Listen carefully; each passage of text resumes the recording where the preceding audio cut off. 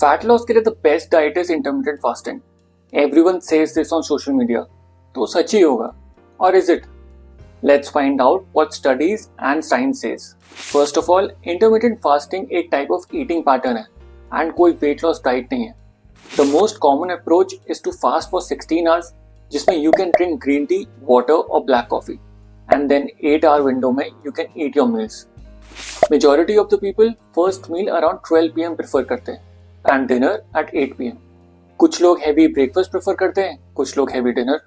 तो intermittent fasting करनी चाहिए कि नहीं, वो समझने के लिए let's understand how our body reacts to food.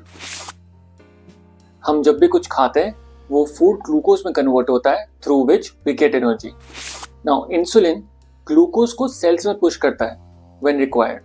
हमारी बॉडी इंसुलिन लेवल्स रेगुलेट करती है in response to the amount of glucose in the blood जो आफ्टर मील्स हाई होता है एंड लो बिटवीन मील्स.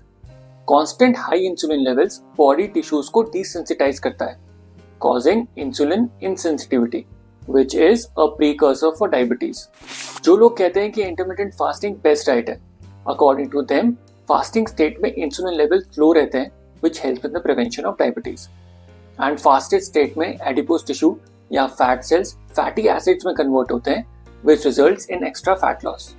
तो क्या ये claim सही है? Let's see.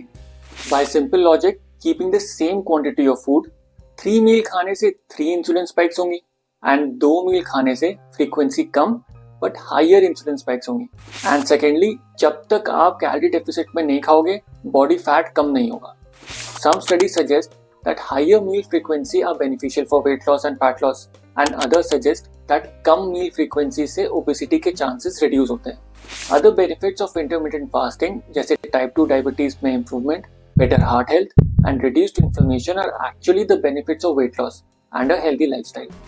Ultimately, what matters is the quality and quantity of food you are consuming. अगर 2 मील long term में खाना पॉसिबल नहीं है, then eat 3 meals without snacking between meals, जिससे unknowingly कैलोरी इनटेक इंक्रीज हो जाता है.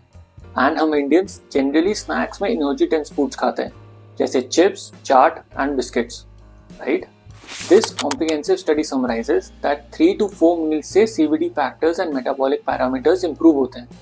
As long as you're eating in a calorie deficit, आपका weight loss होगा and metabolic parameters भी improve होंगे. Weight loss के लिए make sure that you're eating enough protein and whole foods such as fruits and vegetables. And meals frequency या special diet follow करने की जगह you track your calories for a few days.